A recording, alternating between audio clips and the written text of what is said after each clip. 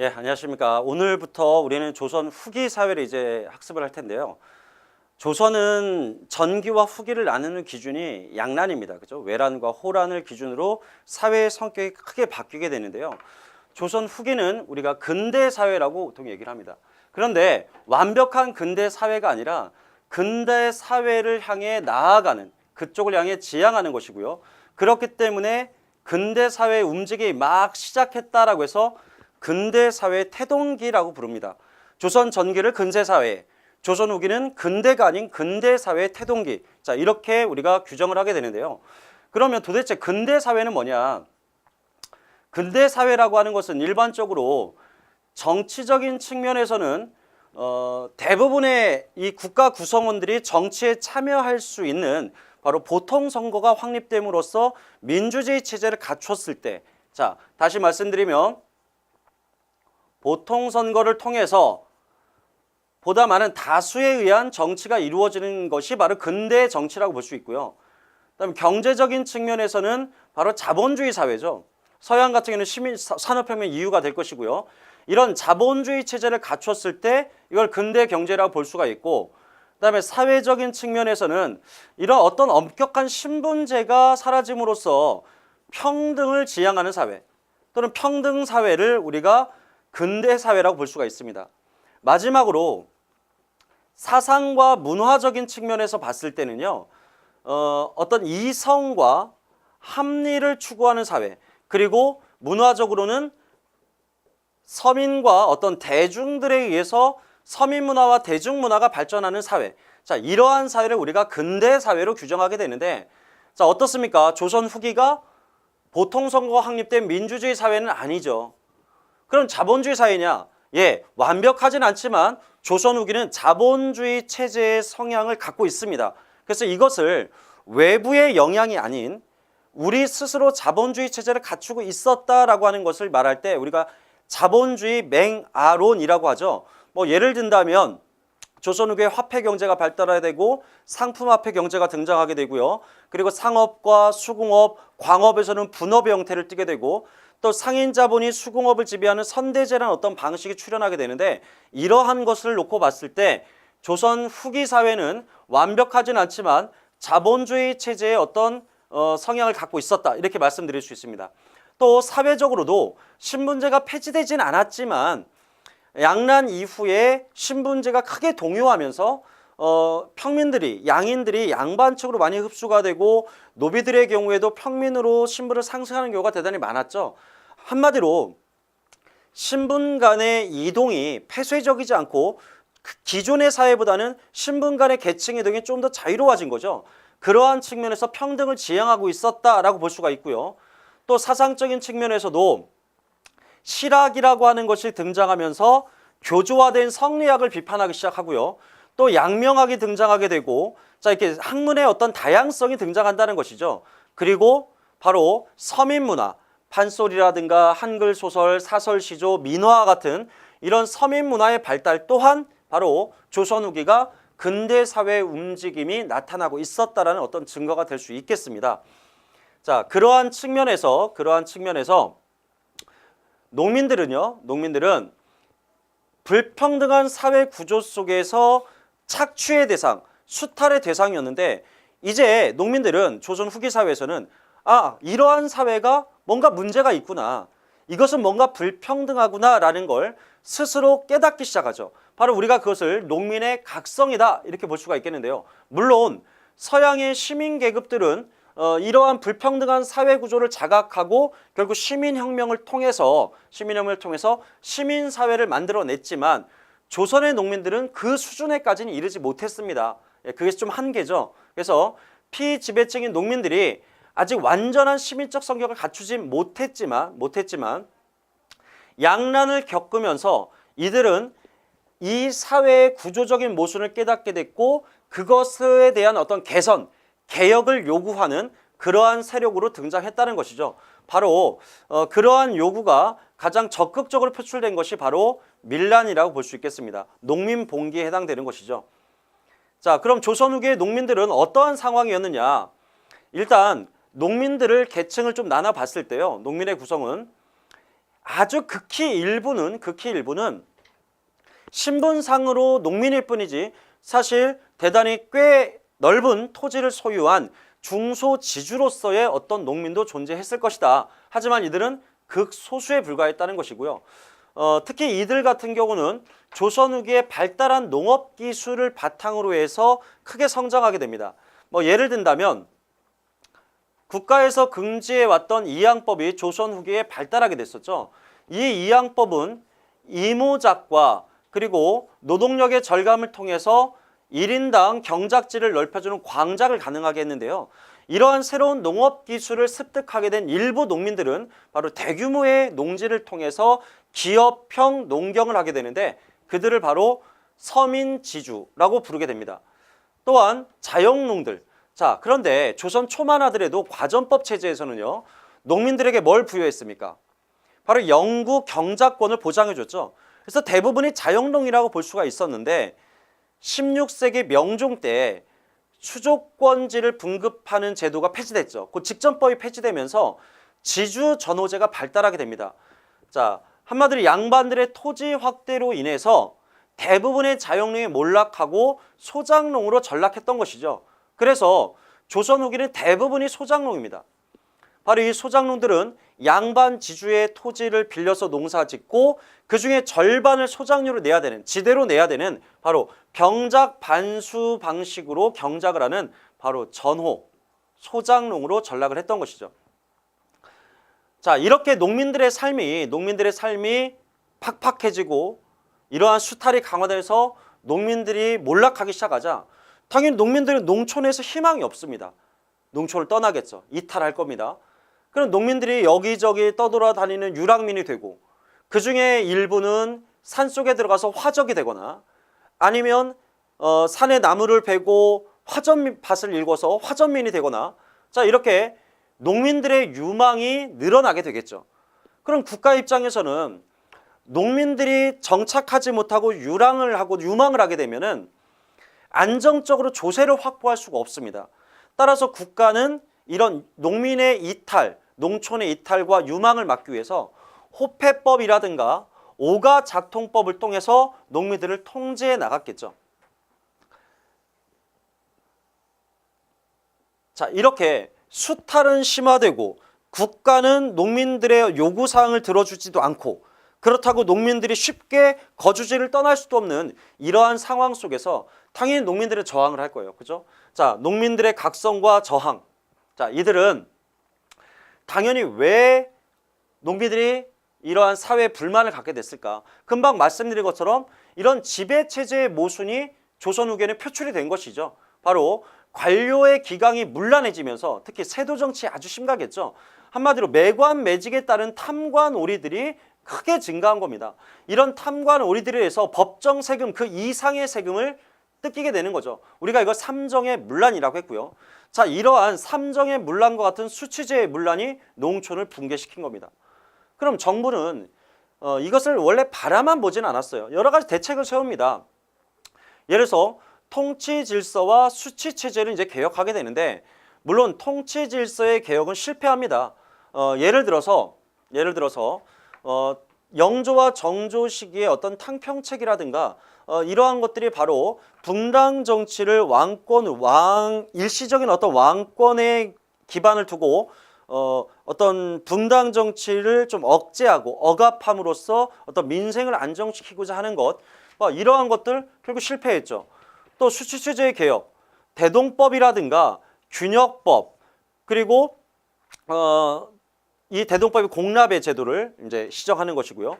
균역법은 군역의 폐단을 시정하는 것이고 그리고 영정법이라고 해서 일결당 사두로 전세액을 낮춰줬죠. 하지만 이러한 조선 후기의 수치제 개혁의 어떤 궁극적인 목적은 그러니까 이러한 제도 개혁의 궁극적인 목적은 양반 지배층들이 자신들의 지배체제를 유지하고자 하는 것이 궁극적인 목적이지 백성들의 삶을 안정시키는 게 최종적이고 궁극적인 목적은 아니라는 겁니다. 자, 다시 말씀드리면 조선 후기에 다양한 수치제도와 어떤 통치체제의 개편과 개혁의 목적은 표면적으로는 농민 생활의 안정이겠지만 궁극적으로는 기득권 세력의 유지, 그 지배 체제의 유지에 있었다는 것. 예, 이게 중요합니다. 따라서 이 모든 이런 해결책들 당연히 근본적인 대책이 될 수 없었다. 미봉책에 그쳤다는 것이죠. 따라서 이러한 농민들의 불만은 처음에는 소극적으로 표출됩니다. 그러니까 소극적으로 표출된다는 건 나 세금 못 내겠다, 뭐 항세 또는 소작쟁이, 소작률 좀 낮춰달라, 이런 소작운동, 그리고 유망한다거나 화전민이 된다거나 이러한 것들이 이제 소극적인 표출이고요. 이런 것들이 받아들여지지 않았을 때 이제 적극적인 표출의 하나로서 바로 농민봉기가 발생한다는 겁니다. 대표적인 농민봉기가 1811년 순조 때 있었던 단일 밀란으로서는 최대 규모였던 홍경래의 난이 조선 후기를 대표하고요. 그리고 진주 밀란을 계기로 해서 전국적으로 확산되었던 임술 농민봉기. 자, 이것이 철종 때 있었죠. 1862년에요. 자, 이 두 개의 난이 조선 후기를 대표하는 밀란입니다. 자, 이것은 다음에 한번 자세히 살펴보도록 하게 되고요. 자, 농민의 계층 분화. 똑같은 자영 농민이었던 농민이 조선 후기에는 일부 농민은 대규모의 농경지를 경작함으로써 결국 분홍이 되었고요. 이러한 분홍의 일부는 양반층으로 흡수되었다. 이들을 신양이라고도 하죠. 그리고 여전히 자영농으로서 존재하는 일부 농민이 있을 것이고요. 그리고 자신의 경작지를 갖지 못한 소작농, 그리고 땅은 한정되어 있는데 농업기술의 발전으로 광작이 등장하고 누군가가 많은 경작지를 갖게 되면은 상대적으로 어떤 농민은 땅조차, 경작할 수 있는 땅조차 빌리지도 못할 거예요. 그죠?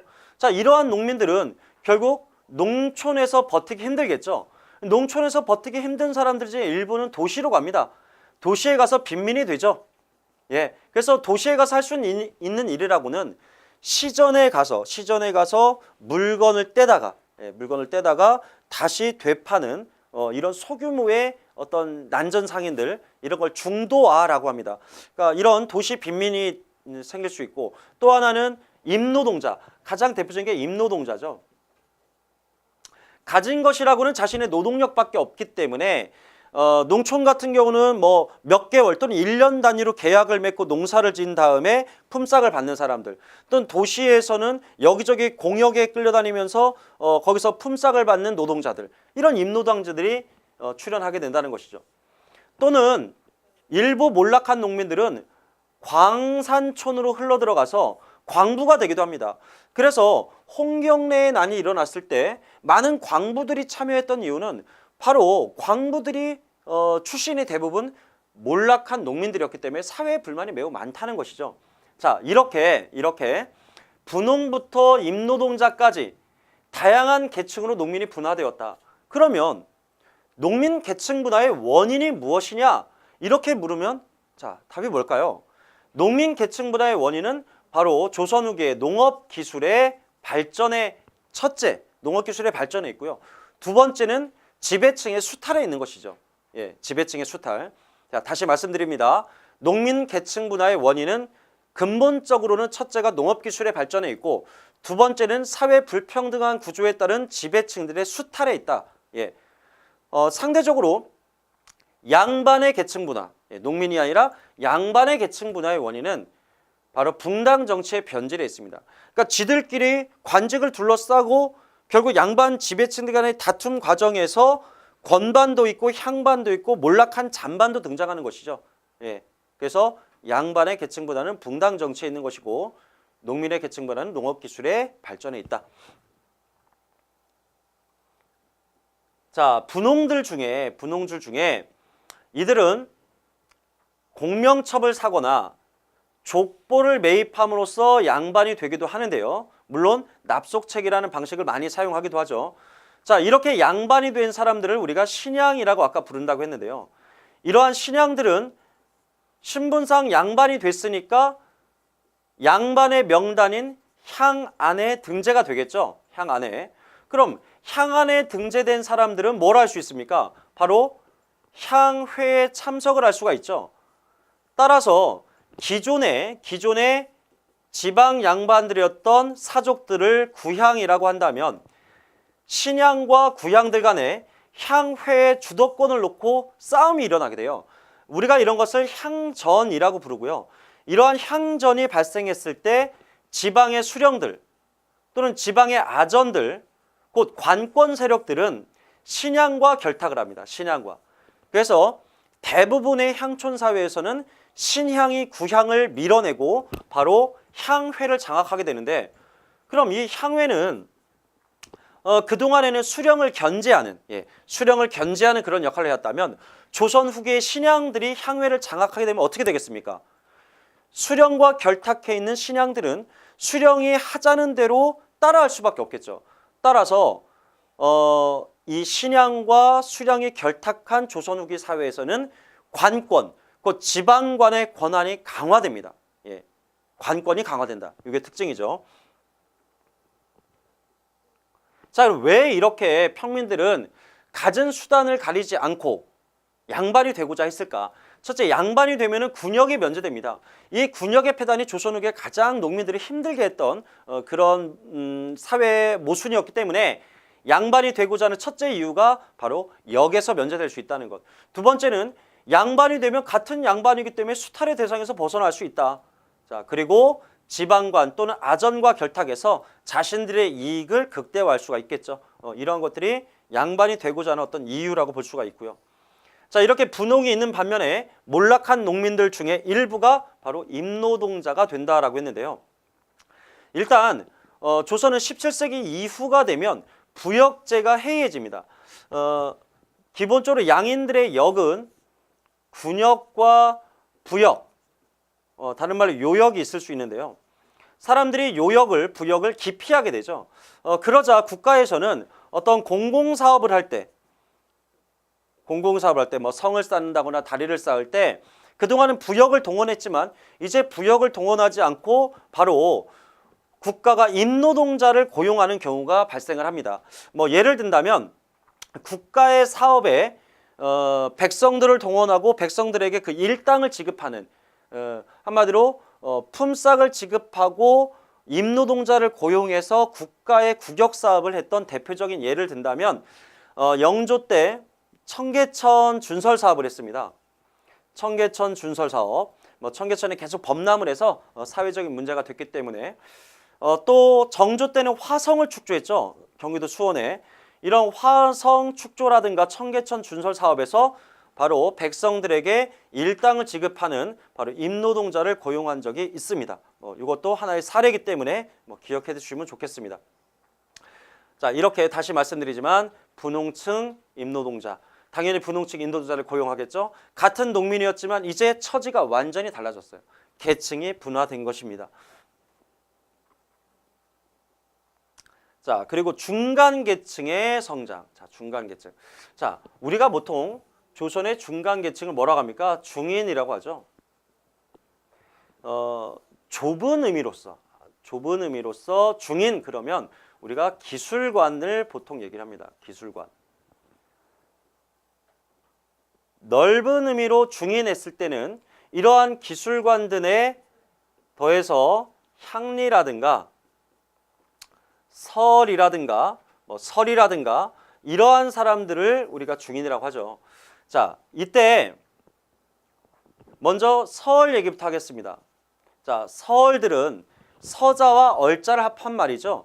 아버지가 양반인데 어머니가 평민인 경우에는 서자, 천민인 경우에는 이제 얼자라고 하는데요. 이 설들은 조선 전기부터 경국대전에 따르면 문과 응시가 제한돼 있었습니다. 그죠? 문과 응시가. 그렇기 때문에 이들은 문과 응시가 제한돼 있기 때문에 주로 묵과에 많이 응시를 했었죠. 따라서 이 서얼들은 사회에 어떤 불만을 많이 갖게 됐고요. 그래서 자신들에 대한 어떤 차별을 없애줄 것을 국가에 요구를 합니다. 우리가 이것을 뭐라고 부르냐면 소청운동 또는 통청운동이라고 부르게 되는데요. 조선 후기에 가서 정조 때는 이 서얼들 중에 일부가 규장각에 검서관으로 등용된 적이 있습니다. 실학자 중에 북학위를 저술했던 박제가라든가 또 발해고를 저술했던 유득공, 뭐 이덕무, 뭐 이러한 사람들이 서울 출신으로 정조 때 등용된 바로 인물들이라고 볼 수가 있고요. 그리고 이들의 소청과 통청운동은 결국 정부를 움직여서 철종 때 바로 신해년에 이들에게 문과응시의 제한이라는 이 차별이 폐지가 됩니다. 이걸 우리는 신의 허통이라고 부릅니다. 신의 허통.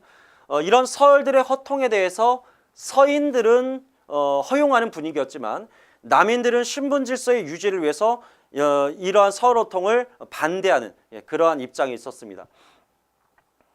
또 중인들 중에 자 여기서 이 중인이란 이제 기술 관리들입니다. 이런 기술관들도 원래 법적으로는 이런 중인들이 제한이 없었습니다. 법적인 제한은 없었다는 거죠. 한마디로 요직 진출이 가능했습니다. 그런데 실질적으로 법적이 아니라 실질적으로는 이들이 제한을 받았던 것이죠. 그래서 이들도 이러한 서얼들과 마찬가지로 소청운동을 벌였는데 이들의 소청운동은 결국 실패합니다.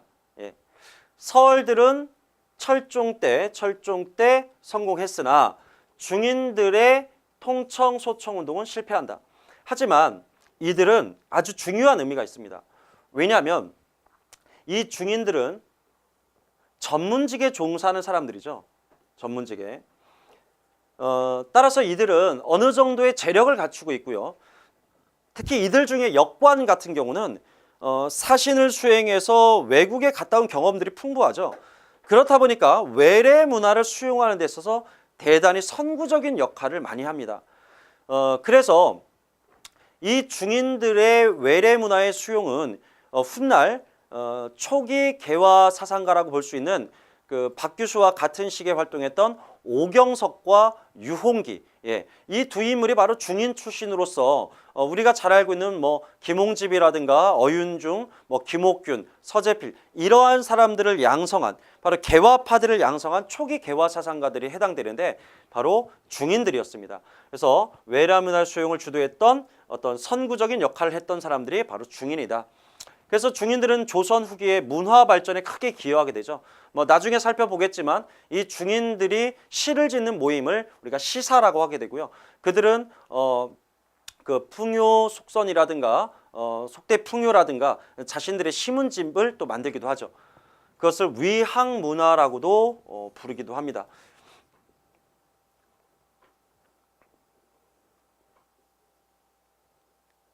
자, 이제는 조선 사회에 뭘 우리가 지금까지 살펴봤죠?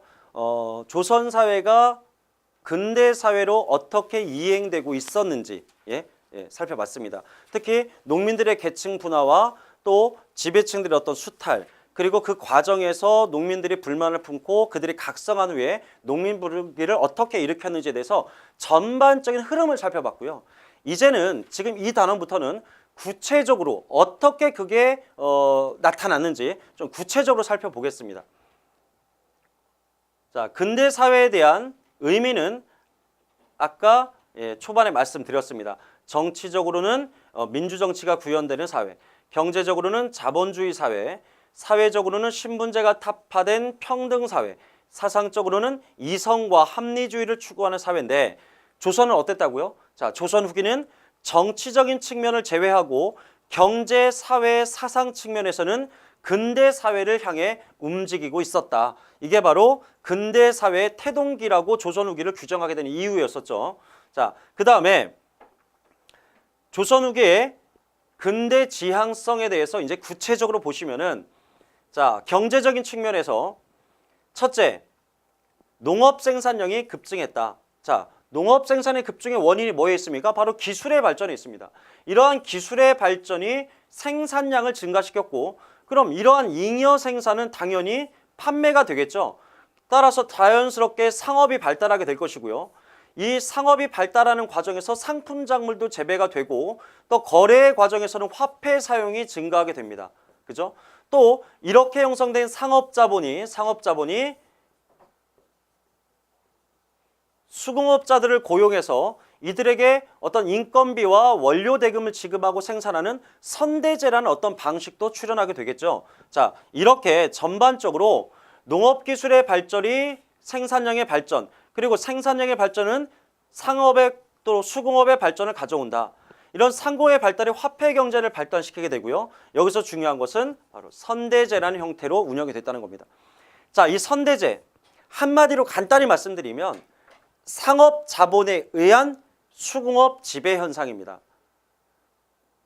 특히 대동법 시행 이후에 등장한 공인들이요.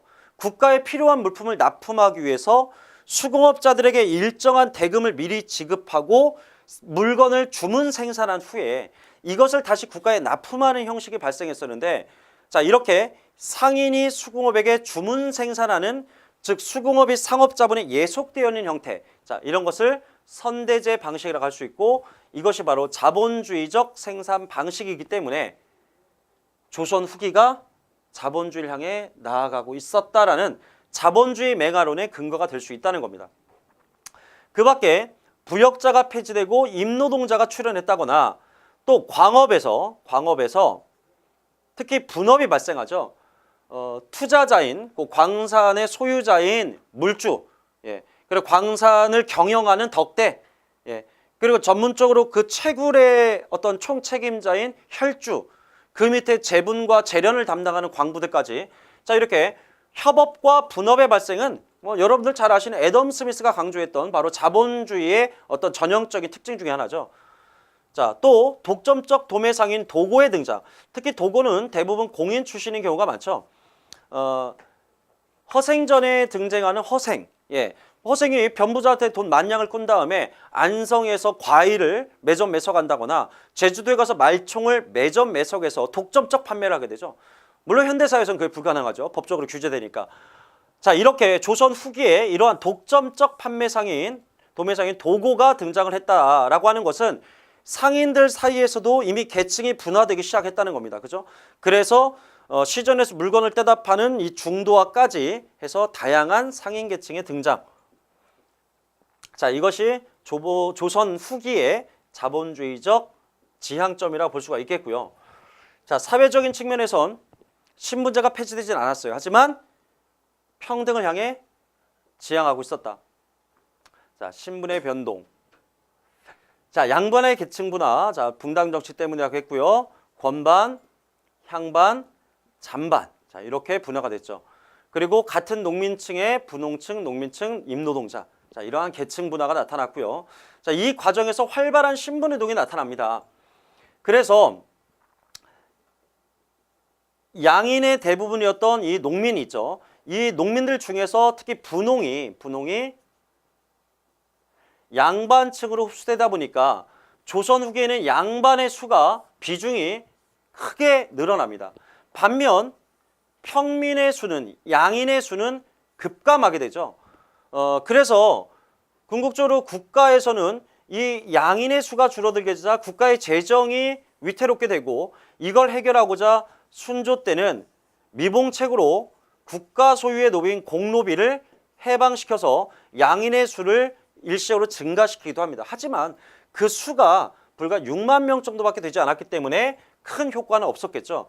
어쨌든요, 조선 후기에는 이렇게 계급 간의 활발한 신분 이동이 가능했다는 겁니다. 물론 신분 이동의 방법 중에는 전쟁에 가서 공을 세우는 군공, 국가에 곡식을 바치는 납소, 허울뿐이긴 하지만 그 명예직의 관직 증명서를 돈을 주고 사는 공명첩, 그리고 족보를 매매하는 불법적인 방식. 자, 이렇게 좀 다양합니다. 자, 사상적인 측면에 보시면, 자, 실학이 등장합니다. 조선의 성리학은요. 글씨가 갑자기 안 써지네요. 자, 조선의 성리학이라고 하는 것은 중화 사상의 바탕을 두고 있죠. 중화 사상에. 중국 중심입니다. 중국 중심. 하지만 이 실학은 고증학과 서양의 학문의 영향을 받아서 실증적이고요. 교조화된 성리학과 다르는 실증적 학문이고, 또 중국 중심이 아니라 민족 중심이고요. 그리고 과거 지향적, 그 유교적인 이상 국가로 되돌아간다기보다는 좀 근대 미래지향적인 성향이 강합니다. 물론 중농주의는 이상적인 유교 국가로 돌아가고자 하는 성향이 있지만 중상주의의 경우에는 바로 근대 지향성을 갖추고 있죠. 자, 이러한 측면이 바로 실학이 가지고 있는 바로 근대 지향점이라고 볼 수 있겠습니다. 또 조선 후기에는 새로운 종교가 출현하게 되는데요. 천주교와 동학.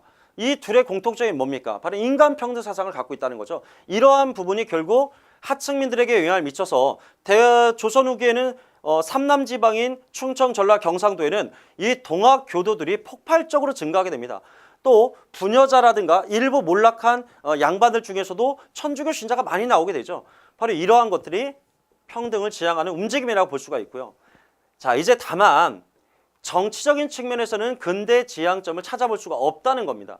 오히려 조선 후기가 미래를 향해 가고 있다, 근대를 향해 가고 있다면 이 정치는 그것을 방해하는 하나의 장애물로서 역할을 합니다. 근대를 향해 가기 위해서는 소수에서 점차 다수에게 참정권이 확보가 돼야 되는데 조선은 반대입니다. 사림에서 서인, 서인 중에 노론, 노론 중에 일부 벌열 가문, 그리고 세도정책의 안동입시. 자, 정치에 참여하는 세력이 오히려 역행하고 있는 거죠. 그러다 보니까 조선 후기의 근대 지향성이 정치에 의해 방해를 받았다. 사회 변혁을 이끌기는 못할 망정 오히려 발달하고 있던 상공업을 저해하는, 조선 후기의 경제를 방해하는 그러한 요소가 바로 정치였다는 겁니다. 자, 이러한 사회 분위기 속에서 농민봉기가 발생했던 것이고요. 농민봉기는 아까도 말씀드렸지만 이제 소극적, 저학적 이렇게 볼 수가 있습니다. 일단 소극적인 저항은 도망가거나 화전민이 되거나 세금 못 내겠다, 소장료 줄여달라 이런 요구고요. 농민봉기가 바로 적극적인 저항에 해당되겠죠. 적극적인 저항. 가장 대표적인 원인은 바로 삼정의 문란과 같은 농촌경제의 몰락에 있습니다.